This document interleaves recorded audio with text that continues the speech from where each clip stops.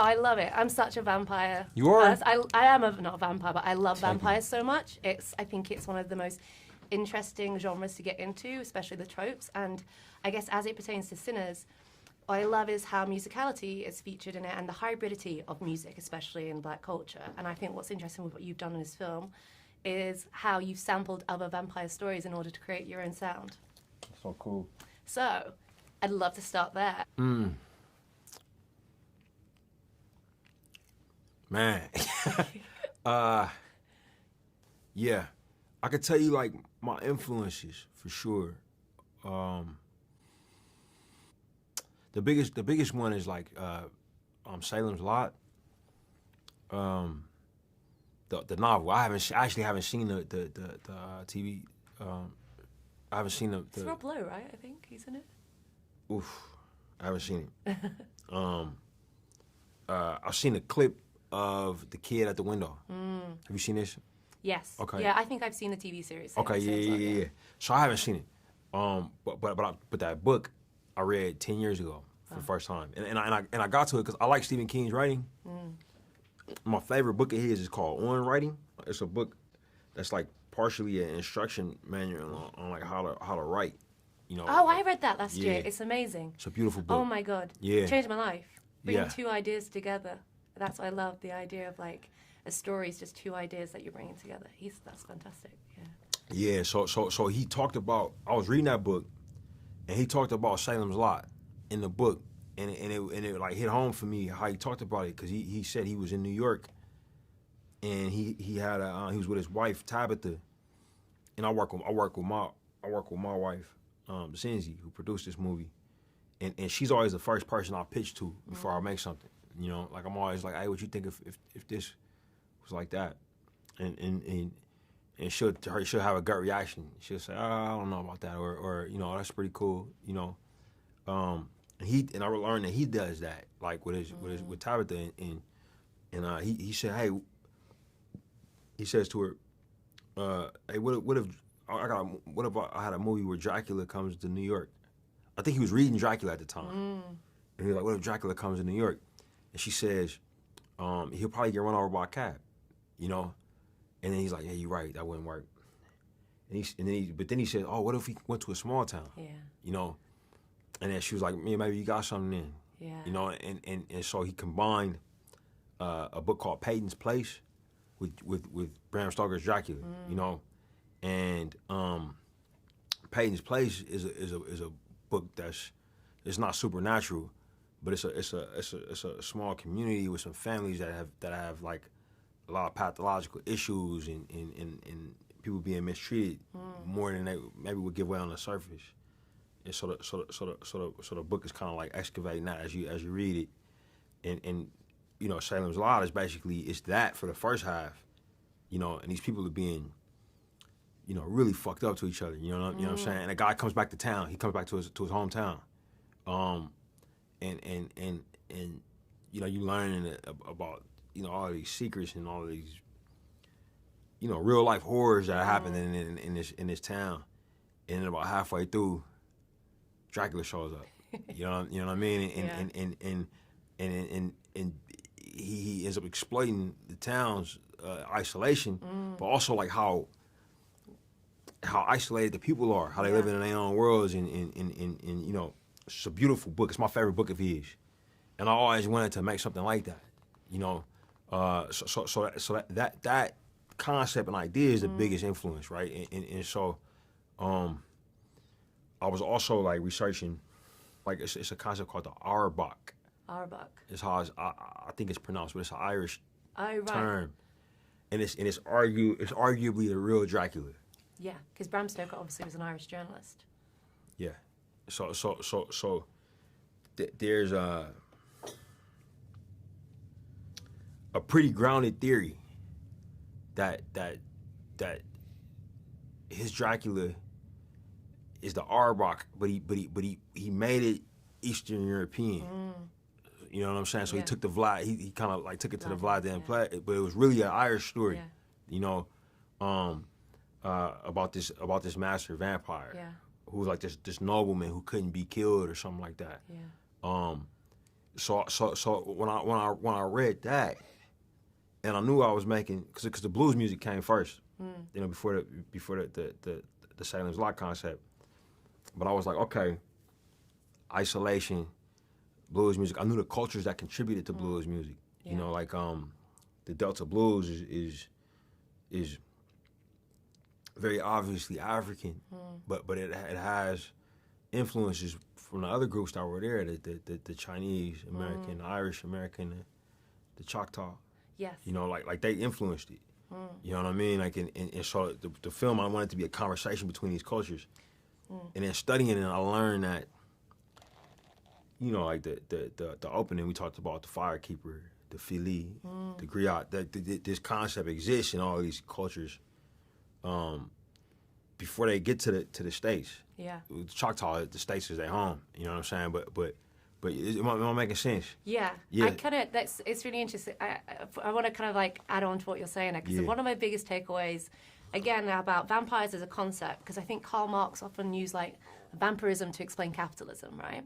Yeah, and he he totally. constantly used it as a metaphor. And I thought Totally. it was so brilliant in this, and maybe I'm reading this wrong, but the minute they kind of lose is when they seek the white man's money, right? Because that scene, they're kind of that situation with the plantation tokens, like, no, we can't do that. And in a way, what I thought was so interesting, how that was this idea of, I don't know, I think there's this idea that imperialism and colonialism and Western European ideals and Christianity, even when it comes to the Black Church, and this, you know, and this is sacred and profane and how that kind of functions. But I thought it was really interesting how like the downfall is when they kind of opened up to try and take that gold money. But then even the way you've presented these vampires, even I love that he's an Irish, obviously he's been colonized as well, the history of that. But it was a kind of saying, you can have this utopian world where we're all equal, and it's these marginalized communities come together.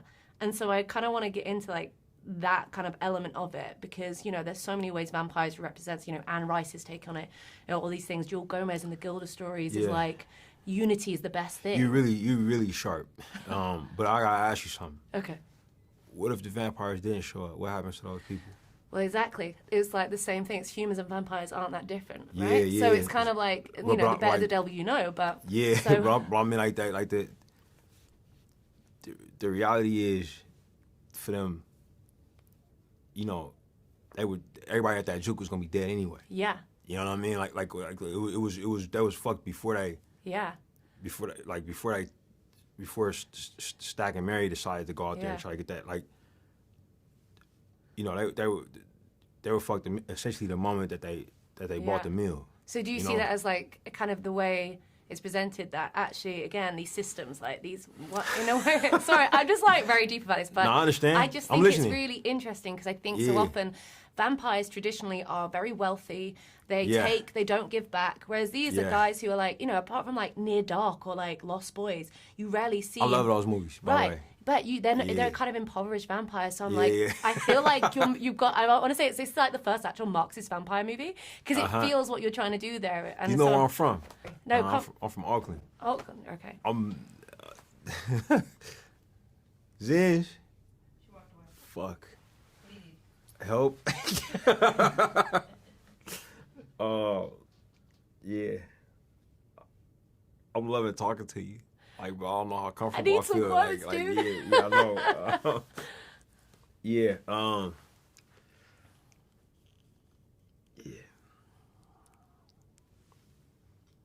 Well, can we talk about like how hoodoo plays in this film as well? Because I think it's really interesting how that's what saves them.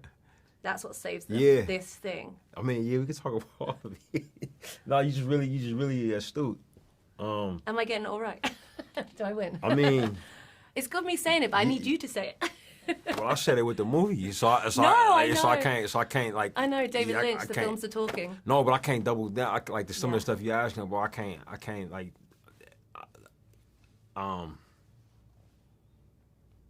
You asking me about like Karl Marx and like. No, I guess the thing is like I'm from.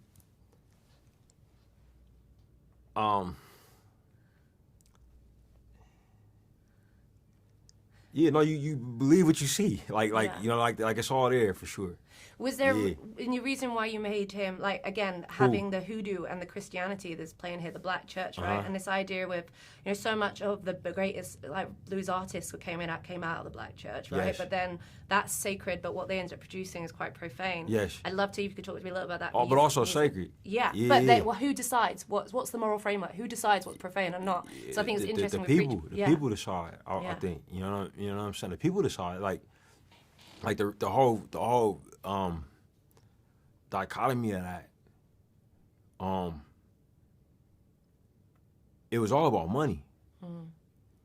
It was the devil's music because when it was time for offering, the congregation didn't have as much money because they spent it on drinks the night before. You understand? Yeah. The same people were going to the juke joint before they came to the church. Yeah. You know, it wasn't the devil's music because they were swiveling their hips. Yeah. you know what I'm saying? Well, like, because people still, when people are in the Yeah. church, they still have these like feelings. totally. It's just context. It's the all same context. people. Yeah. So it's it's the same people doing both things, and I think what made like I don't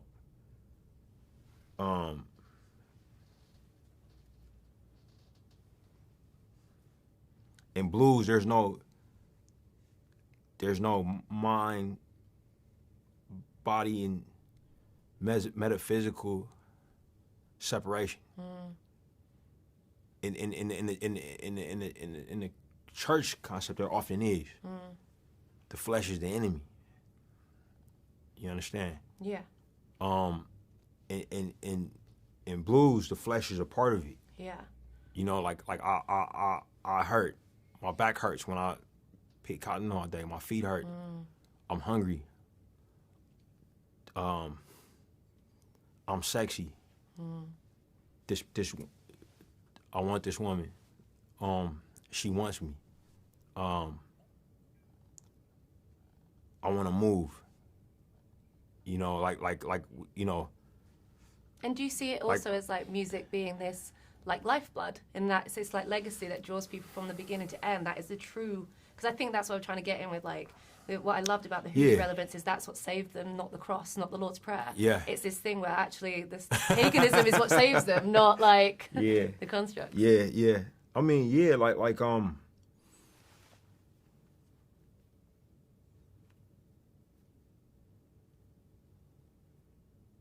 who's it save? Well, because when it stops, when Stat can't kill Thing because he's throwing the necklace, and it's like, but then when someone's saying the Lord's Prayer, and then Jacko Remic's like, that's what they said to me when I took my land, and so I'm like in my head, like I'm reading into this, like, oh, this is it. Yeah. But is that, you know what? I mean, yeah, you really smart. Like, I mean, I don't know what to say.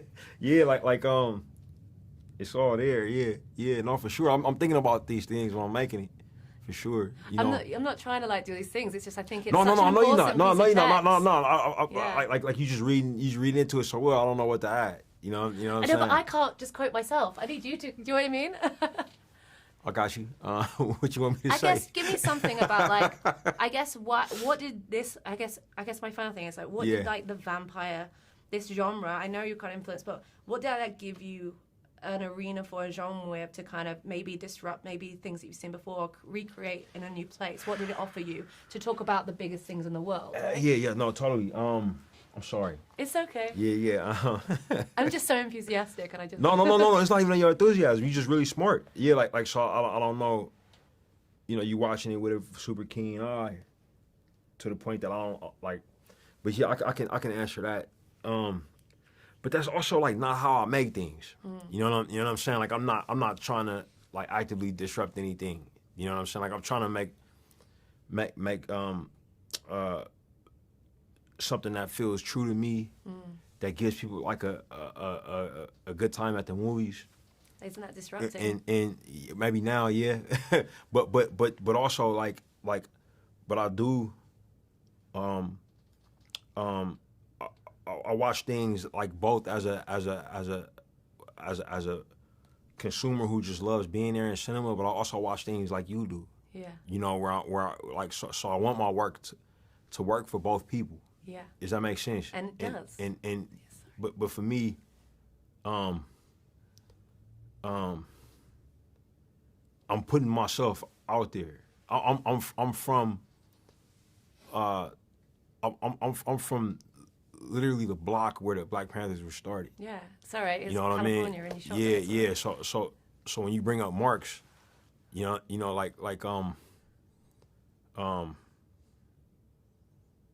I'm from a place that is very cognizant of capitalism. Yeah. You know what I mean? And its effects. So I think that would be in my work, whether I thought about it consciously or I didn't. These you know? things exist without the people. Yeah. Yeah. Sorry, I know you want me to wrap up. No, it's okay. I'm good to take a little bit more time. I was knocked back by some of these questions. We probably gotta conversate. Oh yeah. But Well, because also know- with the music, I think what's really interesting is like how much you have this through line. I love the scene where we have all these things different from different ages Yeah. all coming together. Yeah. And there's this also the idea of why they want Preacher Boy as well. And The that's vampire. like, yeah, Yeah, it's like yeah, they totally. want him. And then you look at the history of like The- music, where who's making the music, who's producing, who gets the rights, who gets the money from totally, it. totally. Right? But also like, yeah, yes. But for me, in investigating this, you know, and being where I'm from, it made me question everything, right? Everything. Like even that concept of, hey, who gets the rights to this song? Yeah. Who's making the music? Who's taking it? For me, the more I learned about the blues, the more I found songs that nobody knows who wrote them. Yeah. You know, like I would say, all right, man, Howlin' Wolf is the first song where the concept "smokestack lightning" was uttered, and then I go find a song that was recorded 20 years earlier, where somebody says, "Oh, smokestack lightning running." It's called Dark Road Blues. I think the artist's name is Willie Lofton, but it's way before. Now I was like, oh, he got it from this person. Oh, where did he get it from? You know, and at this time there was no, hey, this is these ownership. It was no owner because we were people quite that Marxist. we were people. Yes, well, we were people that came from a place where that's not how Yeah. shit worked. You know what I mean? Like Yeah. music was not to be bought and sold. It was a way of life. Yeah. So All for our sake. so the moment you start trying to sell it, Yeah. you know what I mean? Like we already are, you know, we already are putting the concept of ownership in transfers, and we now turning like a system of healing into property. Yeah. You know, and we're doing it to a people that have been turned into property. Yeah. You know what I mean? Yeah. Like in on land that was someone else's land that has now been turned into property. Yeah. You know what I mean? Like this. So as a concept, and for me, I wanted a vampire who had been affected by this shit. Like it was not, because so often the shrewdest business person that you meet, if it wasn't them, you go back a few generations, somebody in their family was on the other end of a fuck deal. Yeah. You know what I mean? Yeah. And nobody's more shrewd than a person who's been fucked over. Yeah. You know what I'm saying? Like and so that concept for me is about how, coming from where I'm from, the moment some shit becomes a business, somebody's getting fucked. You know what I'm saying? And it's usually everybody. Yeah. you know what I mean? Is the reality. You know what I'm saying? And like, and so I'm influenced by a lot of vampire movies, but there's also a lot of shit I have not read. I'm not going and I have not seen. You don't right? have to. You know what I mean? Like it's all just reality, right? Yeah. Near Dark and Lost Boys. Okay, I think they want me to stop No, now. it's fine. Near Dark and Lost Boys, I've seen all those movies. You know what I'm saying? I love those movies quite a bit. And for me,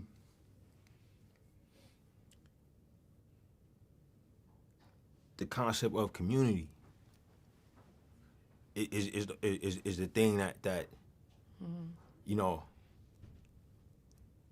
fuels all of it. The most powerful characters in this movie are fueled by that concept. And the vampire, for me, has to be looking for that. Yes. You know what I'm saying? Yeah. No, I totally agree. Cool. I agree. Thank you so No much. problem. I appreciate it. Sorry so much.